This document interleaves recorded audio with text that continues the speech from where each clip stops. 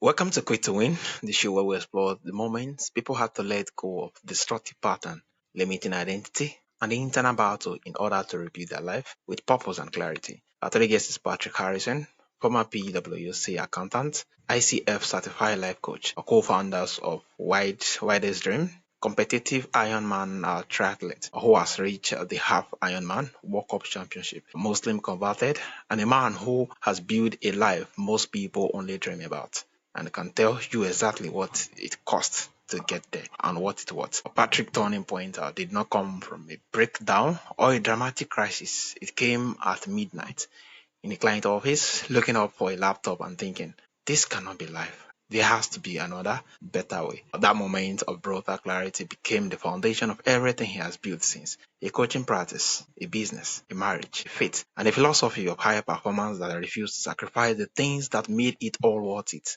Patrick, it's a pleasure and honor. Have you on the show. Thank you very much, Benaiah. Thank you Yeah, very much for the introduction. It's very generous yeah. of you. Thank you so much, Patrick. So, Patrick, midnight in the client office, looking up from the laptop. Take us back to that particular moment.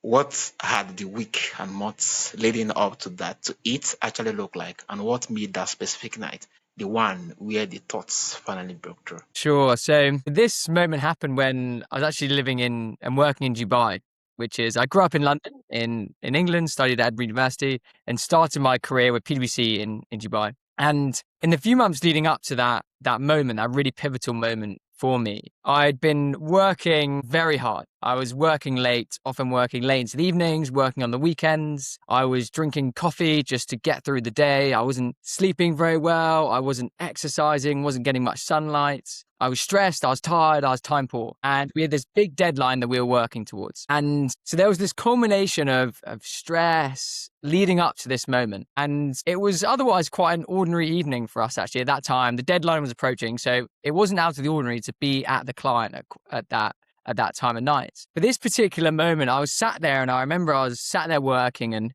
you could sort of smell the old coffee cups in the room. And I was just looking up from my laptop in that moment. And I looked around me in the room and I thought, there has to be a better way than this. I thought this can't be it. This was in many ways a dream job for me. But in that moment, I thought, is this really what life is going to be for the next 20, 30, maybe 40 years? I was in my early 20s at the time. And then that moment was a real trigger for me. And it was in that moment that I had that clarity that there must be a better way. I didn't know what that better way was at the time yet, but I knew there just had to be a better way for me. And it was then from that moment that I then took the steps to where I am today. Yeah, amazing. Oh, that was really a whole lot. Having to be in a prestigious, more like a fame in the world. Yeah, from the outside, I was exactly success was supposed, but inside there was a whole lot of team on until you actually more like have to sit with it. Say, oh, life couldn't just be made of all this all day long. The describe following as a path that seems to make sense. The corporate ladder, the next promotion, the next pay rise. When did you first sense the path was not really yours? And how long did you keep walking it anyway? So when I started in the corporate world in my job, and I have to say, I worked with some incredible, inspiring people, many of whom I'm still friends with today and I admire in many ways. And I enjoyed a lot of my job at PwC. I'll say that to everyone. I generally really enjoyed a lot of my job. But it was incredibly demanding. And I was starting to realize that as much as I did quite like my job, it was very difficult. But there was that niggling sense that I felt like there was more for me to do in this life. I felt that I wasn't giving as much as I can give to the world in my role as an accountant. Yeah.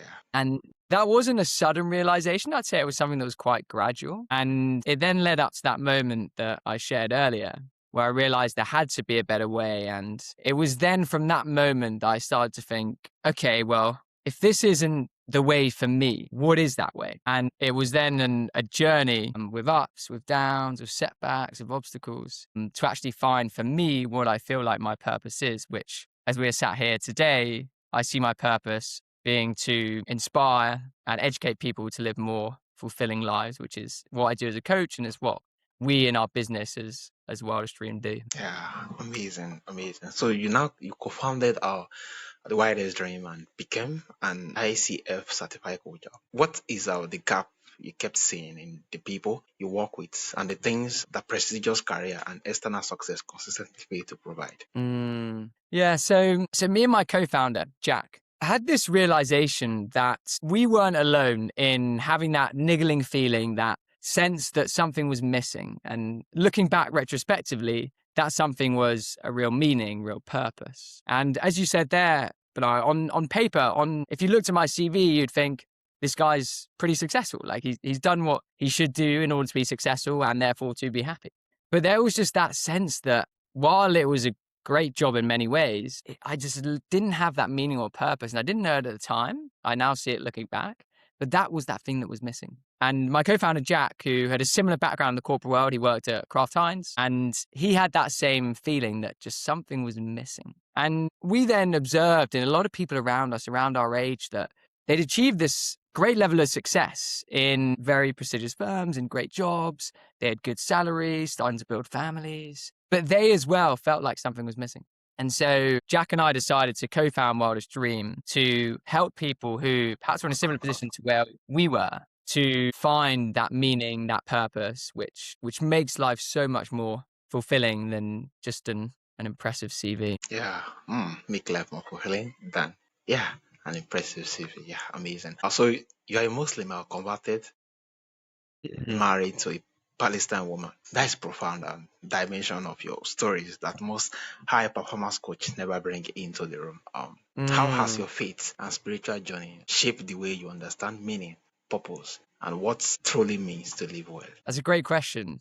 And for me, as you said there, I met my wife, my now wife, when I was working at PwC in Dubai. And as you said there, she's Palestinian, Muslim family. And when I married my wife, I converted to Islam to marry her. And we got married in Palestine last year. And I'd say I was quite a spiritual person before that moment. I believed that there was some higher power. I didn't know what it was, but I believed that there was some higher power. And I believed that to a certain extent, things happen for a reason. I didn't believe in coincidences. And I also believe that if you as a person look to do good and to help people in this world, support and help will come to you. And it's not always a direct or clear relationship. Me helping someone today doesn't mean that I will receive help today. Maybe it's something I'll receive tomorrow or next week or next year or maybe 10, 20 years time.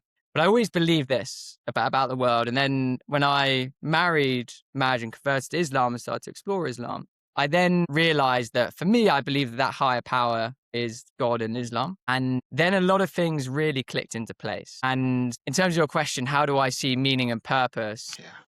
As a Muslim, as someone who's religious and a believer, I believe that we each have been put here for a reason. And I believe that that reason has been decided for us. I also believe that to a certain extent, there are potential paths laid out for us. And I don't believe that if we just put our feet up and lie on the sofa and do nothing, that good things will come to us. I don't believe in predeterminism in that essence. I believe there are potential paths for us. And depending on how active we are, if we take positive steps forward, the path that is meant for us, we will find ourselves on that path. Yeah.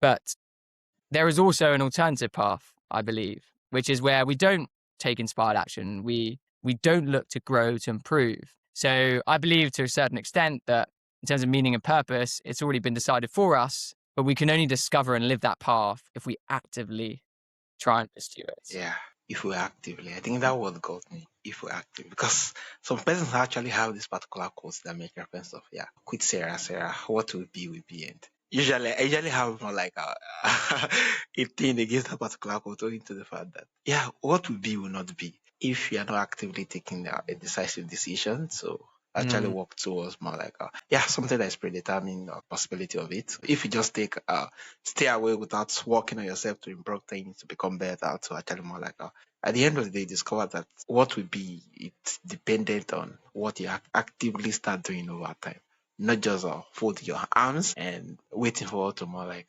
yeah, things coming into being without necessarily taking actions, and they just be rebellious to it. Yeah. Yeah, Thank you, for Ajay. sure. I agree. So you complete an Ironman triathlete across multiple demanding domains Hmm. simultaneously. Coaching, business, marriage, fit, elite sport. What does that level of integrated high performance teach you about what humans being are actually capable of when they are aligned rather than fragmented?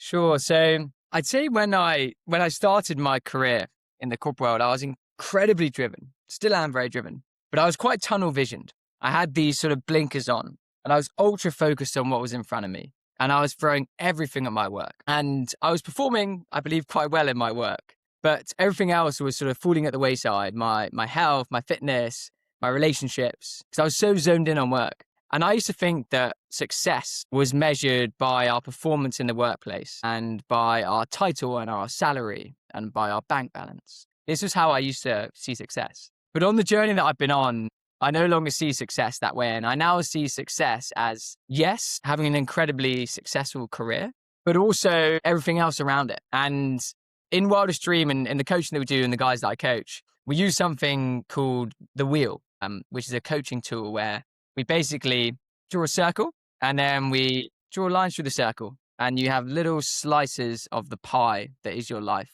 or the wheel. And we ask people to put in each of those slices everything that makes up their life. So, for example, you might have career, you might have relationships. For me, it's athletics, triathlon. For some people, it's health, fitness, hobbies, passions, whatever it is. And one of the first things I do with people when I start coaching them is I ask them to rate how fulfilled they currently feel in each of those areas of their life. And what I commonly see amongst high performers is that quite often career, if they're performing well, is maybe like a 9 out of 10. But then we'll see things like perhaps health or relationships or hobbies as like a 2 or a 3. Because they're throwing so much at their work, they haven't got the time and energy for those other parts of life. And so for me, what I believe a successful life to be is somewhere where we're feeling fulfilled in multiple dimensions of our life. And that doesn't mean we're a 9 or a 10 out of 10 in every single area of our life. That's not possible. And I also think we go through seasons of life where, for example, work might be demanding a bit more of us. So perhaps we need to invest more time and energy into work in that phase of our life. Maybe there are times when work's a little bit quieter. So that's the time when we can spend a bit more time with friends and family or a bit more time looking after our health.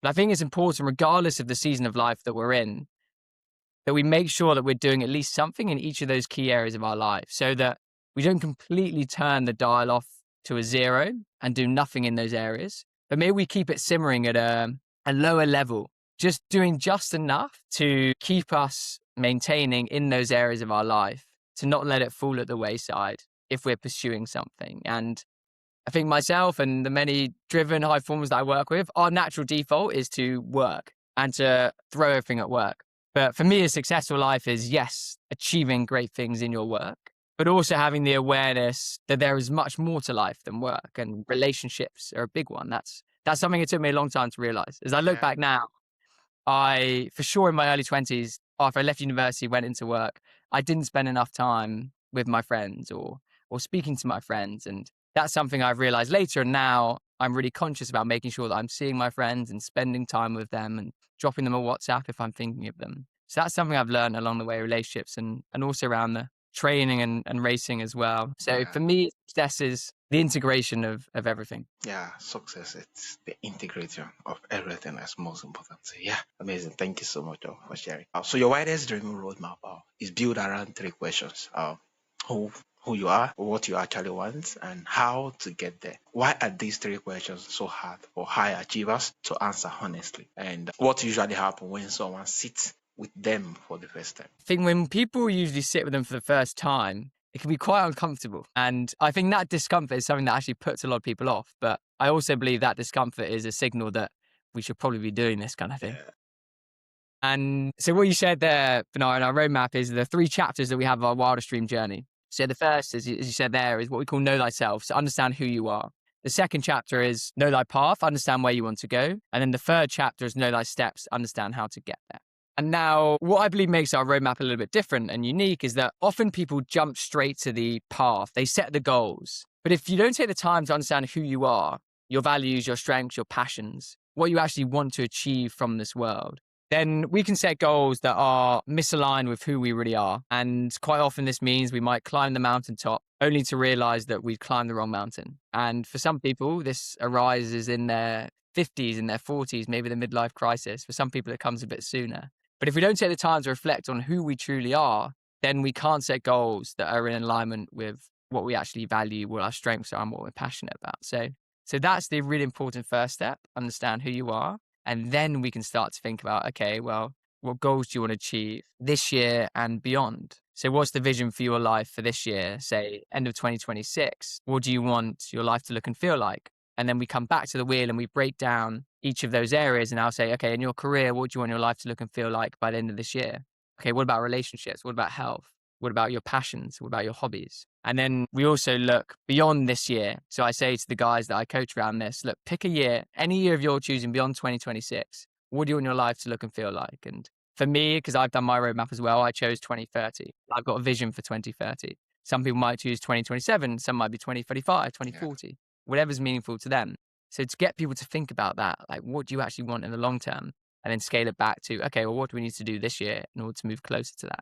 And then the know thy step is the third part is then, okay, you've got the vision, you've got the goals. What are you going to do on Monday morning? What are you going to do today that's actually going to move you towards it? And I think this is another part that's often overlooked is people set the vision, they get excited, they set the goals, but they don't have a clear tactical action plan in things that they can do and they can control to actually move towards those goals. So they struggle to make consistent, meaningful progress. Whereas when you know your steps, then you can make that consistent, meaningful progress that I think so many people struggle to do. Yeah, amazing. Thank you so much for sharing. Yeah, that's really being like now. So you said there has to be another better way. What is the better way? Not in the slogan, but in the live reality of how you actually spend your days now compared to the midnight office version of your life. Yeah.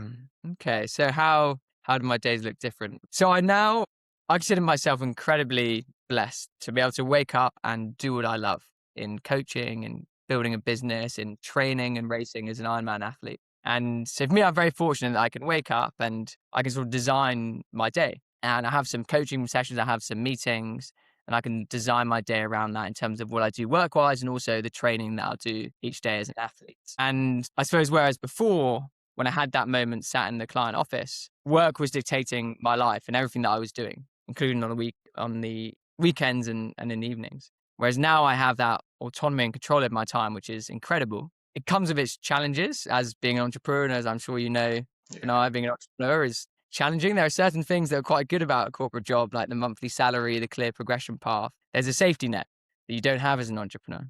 But now I have the joy of being able to design my days around how I know I work best. So for example, I like to start the day with some deep focus. So I'll go zoning in for an hour to 90 minutes on my most challenging piece of work for the day. And I know that if I crack 90 minutes of deep focus in the morning, if I achieve nothing else that day, I would have moved forward, made some meaningful progress around something. So I like to start with some deep focus, and then I slot in my Ironman training. Like I said, I have some coaching sessions, some meetings. Something that I like to do today is I tend to leave email and messages towards the end of the day. So I'll check in the morning if there's anything urgent. Obviously, I'll be in touch with my team during the day, but then I leave any other communication until the evening. So I really try and keep the bulk of the day for deep focus coaching meetings, as opposed to trying to jump in and out of my inbox or my messages. And I save that towards the end of the day where I sit down for, say, an hour and a half and just smash through it all. So I found how to design my day to work best. And I find that I actually achieve a lot more now than I used to when I was working from 8 a.m. to 11, 12 p.m. Because I now work in cycles, and I'm a big believer in zooming in and working with absolute intensity, no distractions, zoning in, and then releasing. And our ability to zone in with intensity is dependent on our ability turning it off. So Josh Waitskin, who I'm a big fan of, has this beautiful line, which is how well we turn it on depends on how well we turn it off. And a mistake I made when I was working in the corporate world is I was always on. I was trying to work all the time. I wasn't taking any breaks during the day. I was just trying to smash through everything, which I think many people fall into. It's the default today. But I was never turning it off. So I'd never completely turning it on. And I was simmering at about like a 5 or 6 out of 10. Whereas today, while I work very hard each day, it's much more intentional and strategic. And I have that oscillation of intense work, and then maybe I'll go for a swim at lunchtime for my training session, let the mind wander. I'll come back in the afternoon, pack through some more work. So there's a bit more oscillation in my workday, which I and the many people I work with find really valuable. Yeah, amazing, amazing. Thank you so much for sharing the fact that turn it on and turn it off. I think just speak volumes that it gives you some respect, time to rest, and being able to think about different things outside the working condition. Yeah, it's really amazing. So for high achievers who tick every box but feel nothing inside, what is the first honest question they need to sit with before they can make change at all? I suppose the first step is just stepping off the treadmill. That is number one. Because I think a lot of people just stay in autopilot and they say, I'm too busy to think about these kind of things. But then you get towards the end of your life, you look back and you've achieved incredible success, but you didn't have that meaning or purpose which your life could have had. So first of all, number one step is just step off the treadmill. Create a little bit of space. Put your phone away, get out a piece of paper and a pen, and just give yourself that space, first of all. And then start to reflect on what direction your life is heading in. So, a question I quite like to ask is, what direction are you headed in? And then people might consider that and think, okay. And then another question I quite like is, if this time next year, nothing had changed, you hadn't changed anything in your life, how would you feel? And a lot of people, to that response, if they feel like something in their life is missing, they will say, I feel disappointed. I know that there's something that I need to do, but I'm not acting on it. So I think that creates great awareness and clarity and motivation that, okay, well, something here needs to change. And I think just asking those questions, then things start to arise. And then we can start by exploring, okay, well, what do you value? And what are your strengths? What are your passions? What do you actually want to do and contribute to this world? And then what is the path, the goals, the vision in alignment with that? Yeah, amazing. Yeah, step out of the treadmill and being able to sit down and analyze, what is the goal? What is the pattern? What is the inspiration? Yeah, this is really amazing. Thank you so much for sharing. So lastly, for someone listening right now who has had their own midnight moment, looking up to the screen, thinking this cannot be life, what do you want them to hear? First of all, that they are not alone in feeling that.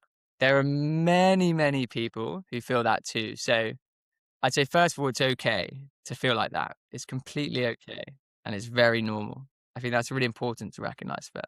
And then I would say, don't wait until you have time to stop and think about what that something which is missing is. Because if you think, okay, I'm too busy right now, work, life, there's too much going on, I'll stop and maybe I'll think about what I actually want to do in my life when I have the time. Spoiler alert, you won't have the time. Life doesn't give us those pockets of time. We need to protect them Yeah, and commit to them ourselves. So if we don't take the time to carve out that time, it is not going to magically appear. So I would say, with sympathy, because I've been there, don't wait until you have time, because that time will not magically appear.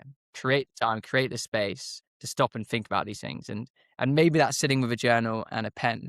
Maybe it's coming along to one of our community events or a similar community event where you start to have conversations with people that are out of the ordinary of your daily life. You start to meet people that inspire, challenge, support you, where you can actually talk about, okay, well, what is your life like now? What do you want to change and where do you want to be? And just being in these environments, asking these questions of yourself and other people gives you inspiration, gets you excited.